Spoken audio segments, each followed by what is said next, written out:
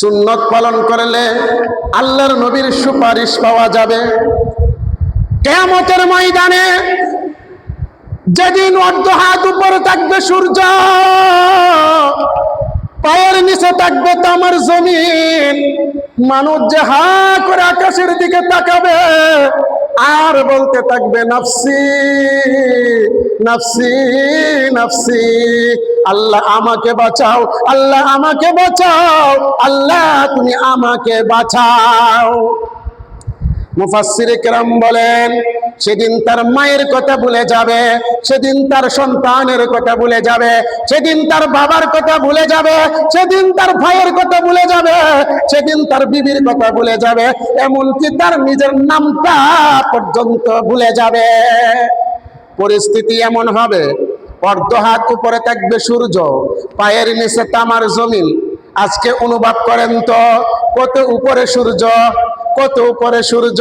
সামান্য একটু রৌদ্র প্রখর হয়ে গেলে টাকা যায় না, বসা যায় না, কালি মাঠে বসা যায় না, ঠিক কি না? বলে ঘর ছাড়া কোনো উপায় নাই, ছায়া ছাড়া কোনো উপায় নাই। একটু অনুমান করেন তো, যেদিন অর্ধ হাত উপরে থাকবে সূর্য, পায়ের নিচে থাকবে তামার জমিন, মানুষ হাহাকার করতে থাকবে আর বলতে থাকবে নফসি নফসি নফসি, আল্লাহ আমাকে বাঁচাও, আমাকে বাঁচাও। আল্লাহর নবী বলেন, সেদিন সকল মানুষ গিয়ে আদম নবীর কাছে যাবে, যায় গিয়ে বলবে আবুন নাস, হে আদম, আপনি তো আমাদের সকলের পিতা, আজকে যে ভয়ানক অবস্থা, আপনি একটু আল্লাহর কাছে সুপারিশ করুন, মহান রব যেন আজকে বিচার কাজটা শুরু করে।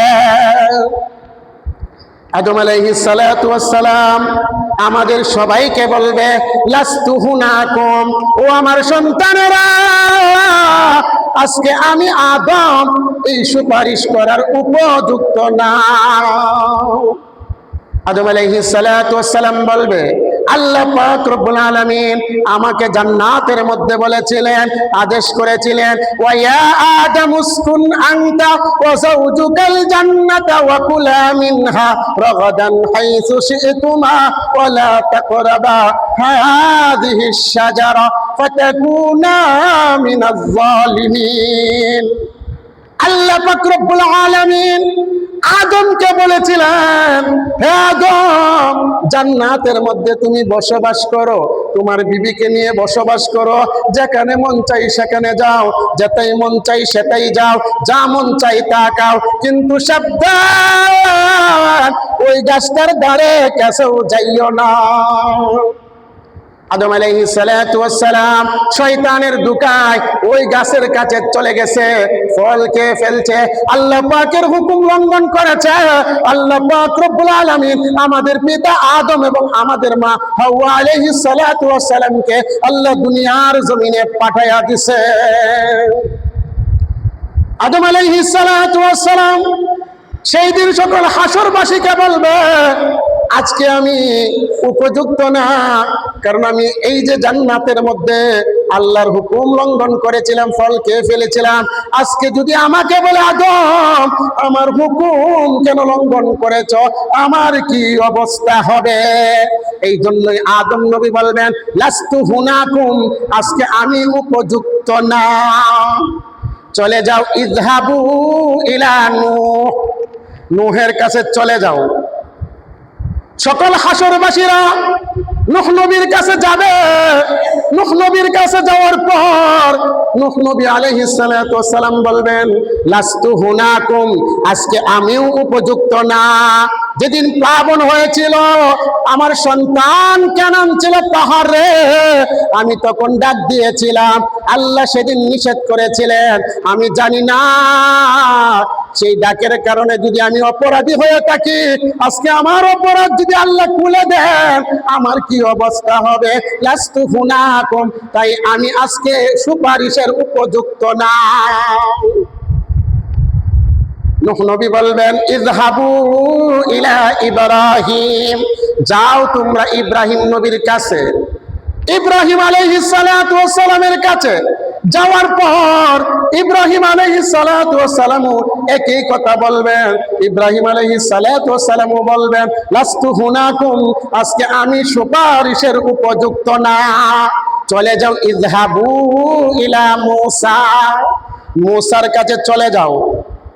সকল হাসরবাসীরা মূসা নবীর কাছে যাবে। মূসা নবীর কাছে যাওয়ার পর মূসা আলাইহিস সালাতু ওয়াস সালাম তিনিও বলবেন, লাস্তু হুনাকুম, আজকে আমিও সুপারিশের উপযুক্ত না, কারণ আমি বনি ইসরাইলে একজন কিপ্তির বিচার করেছিলাম। বিচার করতে গিয়ে আমি তাকে একটা থাপ্পড় মেরেছিলাম, সেই লোকটা দুনিয়া থেকে বিদায় হয়ে গিয়েছে। আল্লাহ যদি আজকে বলে, আমার বান্দাকে তুমি কেন থাপ্পড় মেরেছিলে, আমার কি অবস্থা হবে? হায়াতের মালিক তো আল্লাহ। যদি আল্লাহ এই কথা বলে, তাহলে আমার কি অবস্থা হবে? আল্লাহ কোরআনে বলেন, কুল ইন্না সালাতি ওয়া নুসুকি ওয়া মাহইয়ায়া ওয়া মামাতি লিল্লাহি রাব্বিল আলামিন। বলুন আপনি, আমার নামাজ, আমার কুরবানি, আমার জীবন, আমার মরণ সব কিছু মহান রবের জন্য, ঠিক কি না? মূসা নবীও বলবে, লাস্তু হুনাকুম, আমি আজকে উপযুক্ত না। ইযহাবু ইলা ঈসা, যাও তোমরা ঈসার কাছে। ঈসা নবী বলবে, লাস্তু হুনাকুম, আজকে আমিও উপযুক্ত না, কারণ আমাকে মানুষগুলা আল্লাহর বেটা বলতো। জোরে বলেন নাউজুবিল্লাহ। লাস্তু হুনাকুম, আজকে আমিও উপযুক্ত না, তোমরা চলে যাও। ইযহাবু ইলা মুহাম্মদ, আল্লাহু আকবার। মূসা আলাইহিস সালাতু ওয়াস সালাম ঈসার কাছে পাঠাবে, ঈসা আলাইহিস সালাতু ওয়াস সালাম মুহাম্মাদুর রাসূলের কাছে পাঠাবে। আল্লাহর নবী, বিশ্ব নবী তখন হাসরবাসীকে বলবে, ও হাসরবাসীরা, আমি যেই মুহূর্তে সুপারিশ করব, আল্লাহ পাক কোন পজিশনে আছে, কোন অবস্থায় আছে, একটু আমি দেখি না। হাদিস শরীফের মধ্যে আসছে, আল্লাহ পাক সেদিন এত রাগান্বিত হবেন, এত গুসা হবেন। আল্লাহর নবী, বিশ্ব নবী বলেন, এত রাগান্বিত আল্লাহ অতীতেও ছিলেন না, পরেও হবেন না। এই দিন যত রাগান্বিত, এত রাগান্বিত থাকবেন আল্লাহ। তাই রসুল বলেন, আমি একটু পর্যবেক্ষণ করে দেখি আল্লাহ পাক কোন পজিশন আছে। তখন রসুল সাল্লাল্লাহু আলাইহি ওয়াসাল্লাম, মাকামে মাহমুদ নামক একটা স্থান রয়েছে, যেটার মধ্যে আল্লাহ পাকের প্রশংসা করার জন্য রসুল সিজদায় পড়ে যাবেন। কন্যা সুবহানাল্লাহ। আল্লাহর নবী, বিশ্ব নবী সেদিন সিজদায় পড়ে যাবেন, এত প্রশংসা করবেন, মহান রব খুশি হয়ে যাবেন। খুশি হয়ে বলবেন, ইরফা রাসাকা, ও নবী আপনি মাথা উঠান, সাল, আপনি কি চান? আপনি আজকে যা চান আমি সব আপনার কবুল করব। জোরে বলেন সুবহানাল্লাহ। তখন রাসূল বলবেন, আল্লাহ আজকে হাসরের মাঠ হাহাকার, হাসরবাসীরা আমার কাছে এসেছে আপনার কাছে একটু সুপারিশ করার জন্য, আজকে আপনি বিচার কাজ শুরু করেন। তখন রাসূলের সুপারিশ কবুল করবেন, বিচার কাজ শুরু হয়ে যাবে। কন্যা সুবহানাল্লাহ। তাহলে এই সুপারিশ পাওয়ার জন্য আমি বলতেছিলাম, সুপারিশ পাওয়ার জন্য কি করতে হবে? রাসূলের সুন্নাত পালন করতে হবে। সুন্নাত নাই শুধু দাওয়াতে মেহমান, আর কিছু সুন্নাত আছে তুমি জানো কি? জানলেও জীবনে কখনো তা মানো কি? সুন্নাত নয় শুধু মেশরাতে যাওয়া, আর কিছু সুন্নাত আছে তুমি জানো কি? জানলেও জীবনে কখনো তা মানো কি? জোরে বলেন তো, সুন্নাত মানার দরকার আছে না নাই? আছে না নাই? সুন্নাত পালন করতে হবে। আর একটা মানুষ যতক্ষণ পর্যন্ত সুন্নাতকে ভালো না বাসবে, ততক্ষণ পর্যন্ত রাসূলকে ভালোবাসতে পারবে না, ভালোবাসা হলো না। তাই আল্লাহর নবী, বিশ্ব নবী বলেন, মান আহাব্বা সুন্নতি ফাকাদ আহাব্বানি ওয়া মান আহাব্বানি কানা মাই ফিল জান্নাহ। আল্লাহর নবী বলেন, যে আমাকে ভালোবাসলো, যে আমার সুন্নতকে ভালোবাসলো, সে যেন আমাকে ভালোবাসলো। আর যে ব্যক্তি আমাকে ভালোবাসলো, সে আমার সঙ্গে জান্নাতে থাকবে। সুবহানাল্লাহ। আল্লাহর নবী বলেন, লা ইউমিনু আহাদুকুম হাত্তা আকুনা আহাব্বা ইলাইহি মিন ওয়ালিদিহি ওয়া ওয়ালাদিহি ওয়ান নাসি আজমাইন।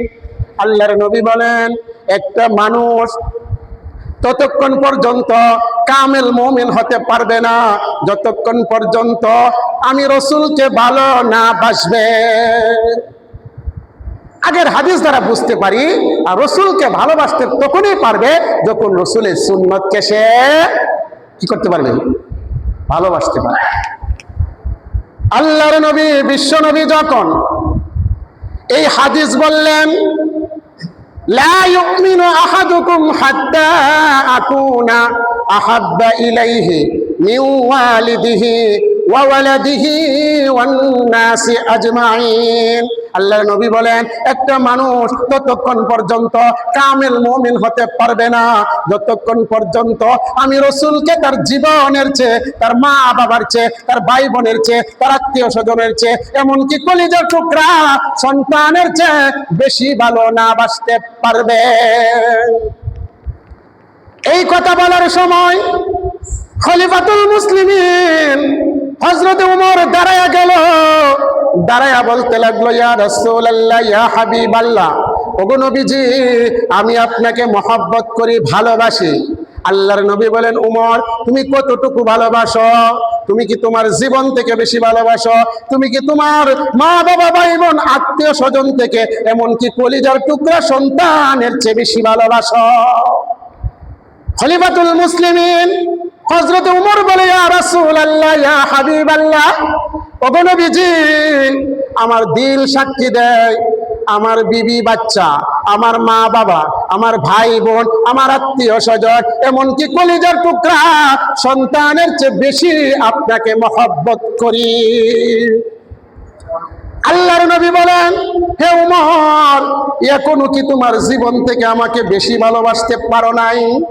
হযরত ওমর বলে, ইয়া রাসূলুল্লাহ, ইয়া হাবিবাল্লাহ, ওগো নবীজি, একটু সময় লাগবে, একটু সময় দিতে হবে। কারণ তারা তো আমাদের মতো ছিল না যে সামনে সামনে মিথ্যাটাকেও সত্য বলা, ঠিক কি না?